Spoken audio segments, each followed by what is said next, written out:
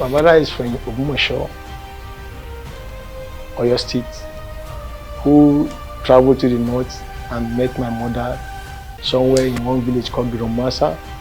As a contractor, he usually buy food from her mother.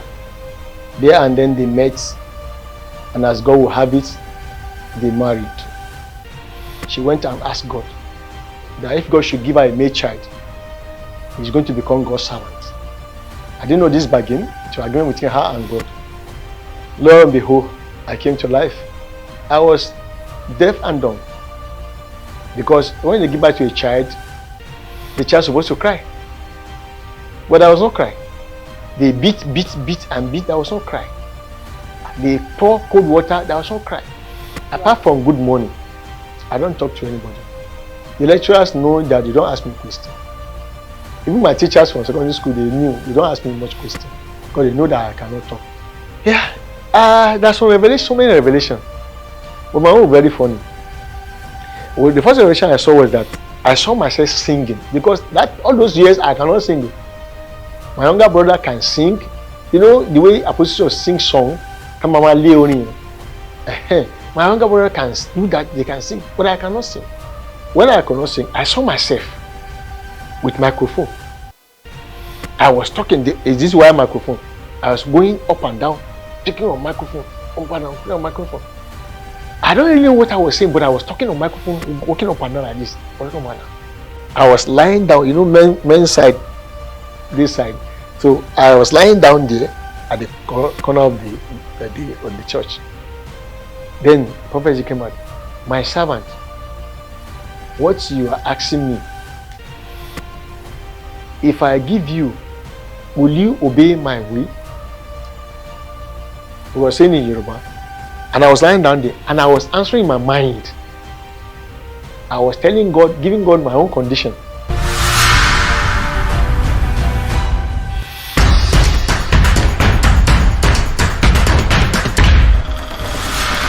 My calling, a pastor's story.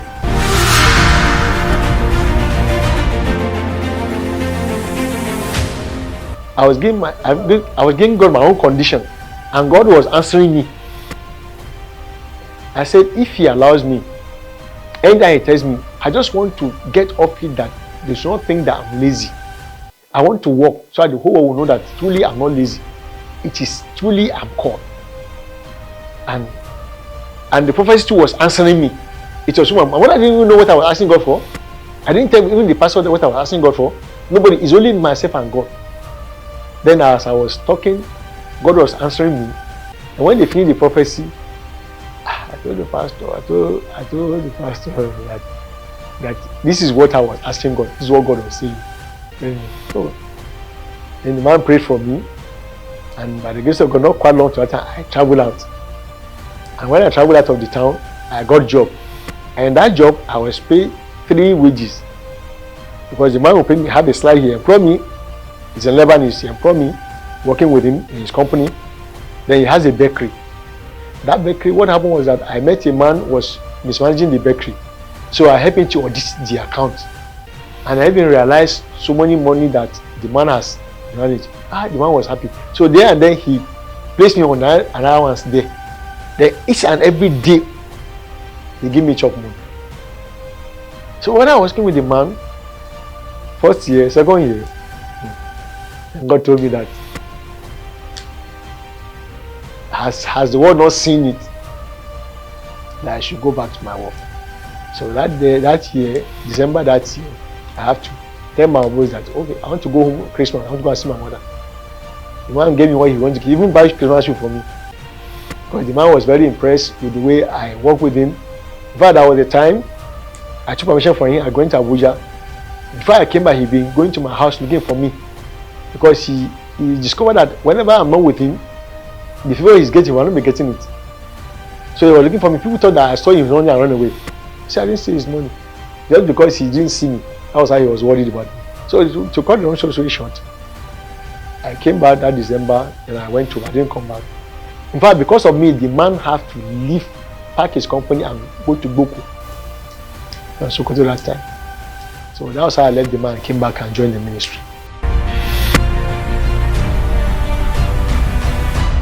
Yes, when I came back, so many of the pastors they knew that I have a calling. Because while I was there at home, because I was a stammerer, I don't participate in so many things. We only go for evangelism with my mother and my sisters. That time we planted 5 churches in that Yaori axis. One of the village called Giromasa, that's my mother's village. So we planted, there were 5 churches around that side. So when I want to go back to school, I have to tell the learner to give us a pastor. That's how they sent Pastor Titus from Yola. They sent him to Sokoto area at that time. He was one who gave the church to manage the church that time. So what happened was that I have a prayer group that will pray together. That in the church service, Sunday service like this, prophecy will come out. My junior servant, he will give us assignment in the church today. So they all knew that I have a calling. So when time comes, I came back, I said, this is, I told you that this is, time has come because this is the warning I have from the Lord. This is what I told God and this is what God told me. That's how they gave me. They wrote for me, they helped me to write, or I wrote and they approved it. They sent it to the area headquarters. Yes, and I was posted to Zulu district that time.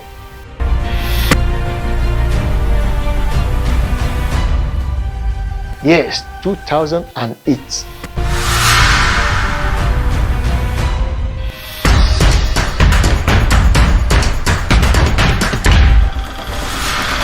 My calling, a pastor's story. My ordination was miraculous because I was in the area headquarters before I was transferred to one of the village assembly called Tungamagajian. So there and then, before then, any time they transfer me, I don't spend more than 1 year, 2 years, the transfer will come. But reaching there, I was putting hope that very soon they will soon transfer me, no problem. Let me just endure. But God told me that the journey of 12 years, can one run it within 2 weeks? When I heard that, I know that I have come to stay. And I asked God, what should I do? Then God told me what to do. That was where I started this whole mission you are seeing today. That's where it began. We have one village assembly when I was sent down to that assembly. There's one village assembly, which is local assembly, where indigenous are. So I brought some of the children there, 3 of them. Now Pastor Bitrus, it was Bitrus, Luca, and Marcus. So only one of them is standing now. He's a district pastor now as I talk to you. He's now been transferred to Jaba area. So I started teaching him ABCD in the house, they call it Abachada. Literacy and Bible knowledge. That's how I started with him. So I started teaching him gradually. So before I know, we've planted about 3, 4, 5 assemblies within that axis. The assembly are becoming much. So that was high. And we don't have ministers. If you ask ministers from Lagos here, they will give you the one that doesn't speak Hausa. So, and when he comes there, he cannot affect the member. We're only looking for his Yoruba people. How they will be looking for. So that was how the training began. So as I began that training, relationship and Bible knowledge, so they begin to catch us small. The training was so hectic because how to put people who are mature to stay with you. The feeling was too so expensive. This pastor can give me only 2,000. Then the month we should buy dawa. That will just buy dawa, we'll make akamu from here with grant and eat. That's how we manage ourselves. Until I came in contact with Pastor Koka, just retired Koka. That time I was the area Sunday school leader. So I met with him in one of the leadership retreats we held here in the office here. Around that here. So he told us, you can use Sunday school manual to evangelize. You can even plant churches. When he finished, I said, I raised up my hand. I said, to plant churches, no, it's not hard. But to man the church, to not church is the problem. Because when you plant the church, people will come around. I have many churches. I told him, I fellowship in 4 assemblies every Sunday. Yes, 4 assemblies every Sunday. Said, yes, sir. I didn't mean it. I said, Papa, I mean it. Say, you come and see. So he took permission from Baba Jemigo. He came there. That time my Baba Aru Adeboye was my area superintendent. So he came. I took him around those assembly that I trekked to preach. Because no machine, no bicycle. His leg I trekked. Every Sunday, if you see me on Sunday evening, you won't like me. Because I was stressed and tired. So that was why I told him. Then he came. When they came, I took them around. When they saw it, then they came back. They asked me that if they should bring more people, can I train them? I said, yes, sir. All we need is just the assistants. Okay, that's how we agree with him. So we told the people in the assembly, so as many who want to learn education should come around. That was how we get plenty of people that time. We started. So in that process, now when I was training them, literacy and urban knowledge, gradually, within a few years, I think that was, I don't remember the year exactly, one of the minister of God now we have in Yola territory, who is a superintendent too. They brought him from Kaduna that time, and had to come and stay with me. He stayed 3 months with me. 3 months with me. There and then he saw what we were doing, and he came to what we were doing. So after the 3 months he stayed with me, then he was taken to Jeba area. There and then he does his own expert there. So that was how my letter of promotion came. When Baba Koka, before then, when I was doing that work, God told me that my servant, I didn't forget you here, but your work will stand a human being and speak about you to the leaders. That was the year I met Baba Koka. So he was the one who came and told Abajemugan what I was doing there. Abajemugan had that. He said he should bring me. They took me to him. Baba was very excited when he saw me. He gave me 210,000 that instant to buy 3 motorcycles. But it's a story. I don't want to go there.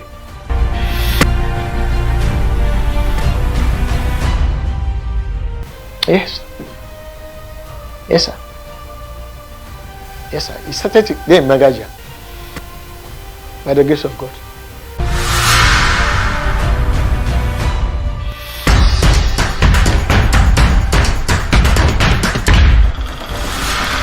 My calling, a pastor's story.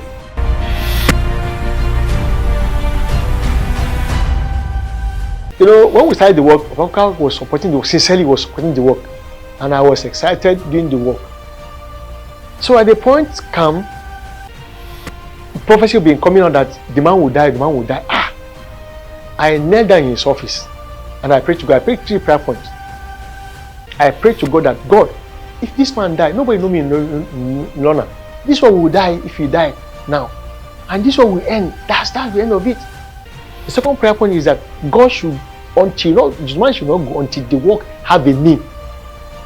Number 3 is that God should keep me in the work to the end. That's the 3 prayer points I prayed. And all the prayer points God answered. I'm very happy that the man didn't die till he retired from the active service of the ministry. Glory be to God. And secondly, the work now got a name, which is called Home Mission now. And the third one, God said, keep me in the ministry. So I give all glory to God.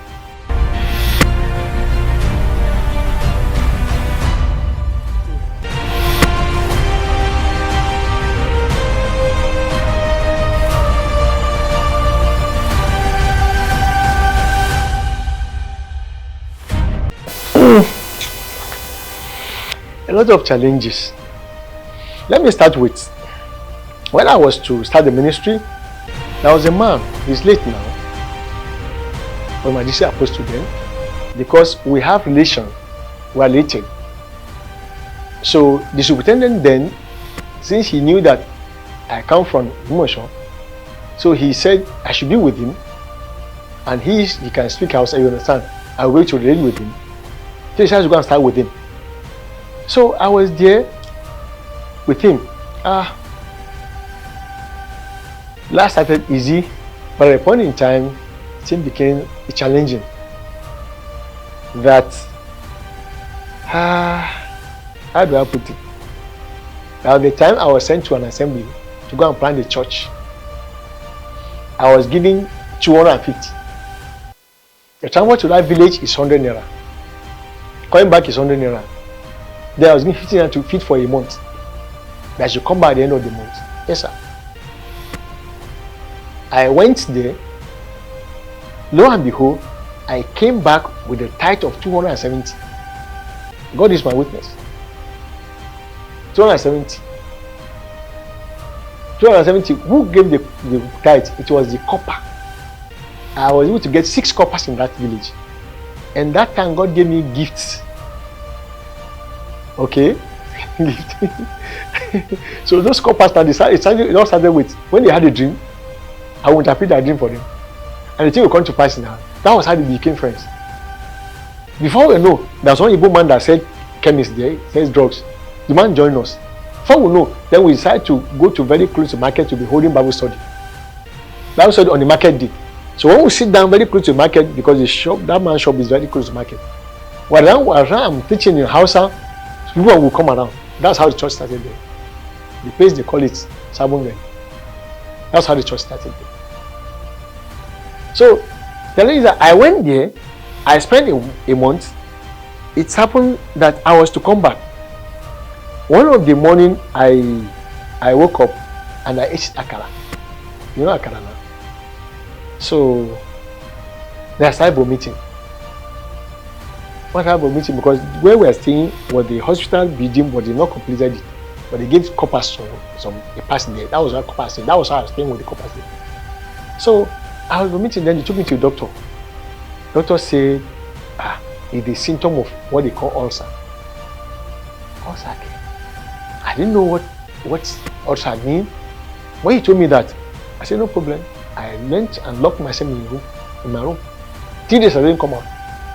He wrote drug for me that I should buy the drug. For that time, each drug is 40 naira. And I was giving 15 naira to eat for 1 month. Give me 14 naira. He said 14 naira per drug, and I'll take it for 29 days. That's a month. I took the paper and I locked myself in the room. I said, thank God, I didn't know anybody here. Nobody knew I'm here. If you cannot heal me, kill me here. That's what I told, exactly what I told God. If you cannot heal me, kill me here. That was how I stayed. The 3rd day I came out. Before I break my fasting, I went to meet the doctor. He was a stammerer. Have you got the drug? I said, sir, I didn't buy any drug. As you told me to go and buy a drug, I don't have the money. And I went and locked myself. Since I didn't send myself here, it was God who sent me. I told God, you dog cannot heal. You see, you have people come. That was the end of it. See, ever since then, I didn't have any symptom of it. That's one. So the day I was coming back, after a month, I was coming back with the 270 for tithe. It was the copper, they are the coppers who gave that tithe, 270. Do you see that God is great?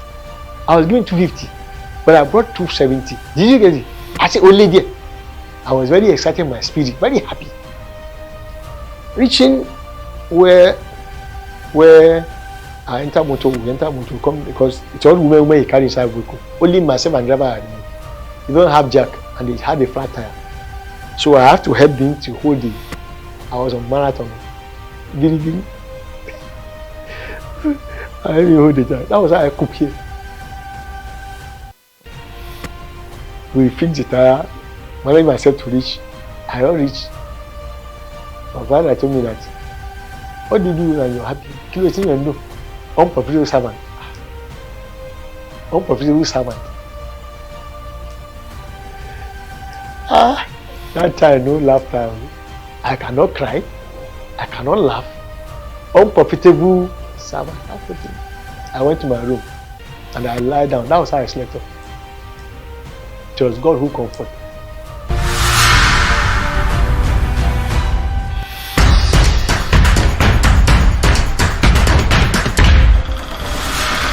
My colleague, a pastor's story. Well, there are so many challenges. You know, at the point in time, when we were doing home mission, 2013, 2012, my uncle came and stayed with me to see how the work is done. He spent his leave time with me. 2013, there was a letter he wrote to the area through email. He sent it to my mail because the area don't have email that time. But I was going to have an email box, so he sent it to my email. That I should copy it and give my superintendent one, give the district apostle one, give the area prophet one. So that I did. After I returns in Zulu, and I took that of area superintendent. I entered vehicle and I went to give the area superintendent. That time he was my Baba Taweni. So I handed over the letter to him, the mail to him. I turned back. On my way going back to my assembly, then we met armed robbers on the way. They blocked the road. There and then we were contemplating, should I go down and remove this thing? Because one thing that got taken away from my life is being afraid.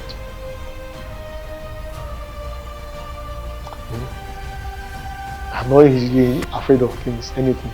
So I was contemplating that. Then we had that we heard. I was thinking it was glass that broke and hit me here. So because I think it was cartridge. So we didn't know. Then the driver struggled to push reverse. Then we reversed back. We are running. So I felt a hotness here. And I said maybe this thing touched me. I didn't know because we are two sitting in the front seat. Then the driver at that side. The man sitting by me, I don't know how his hand touched my chest. My chest is wet. Blood. I didn't know. I didn't know. So until we were able to get to that village, when we get there, I look at my colleague. Jesus Christ. Then, before I know, this place started swelling. But in that very place I was in the assembly, I was the camp coordinator in that local government. So I had the number of the DPO with me. So that night I called the DPO. And the man knew me very well. The man from Jos.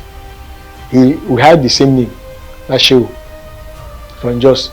Quickly, he told those on parade to come to that direction. Then himself carried his own gov and 3 other policemen with him. They followed them. So when they came to that exit, those one that came, they just chased them. And those one, the thief run away. So they came and carried us. They took me to town. When we get to the hospital, the man said, this place started swelling up. So you don't know how many enter my neck.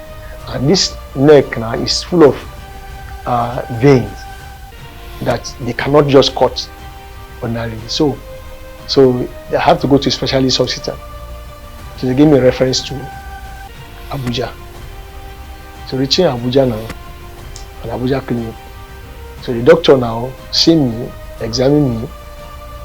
When they do X-ray, they discover that it's only one bullet that entered here, passed through this esophagus. Come and stay here. See.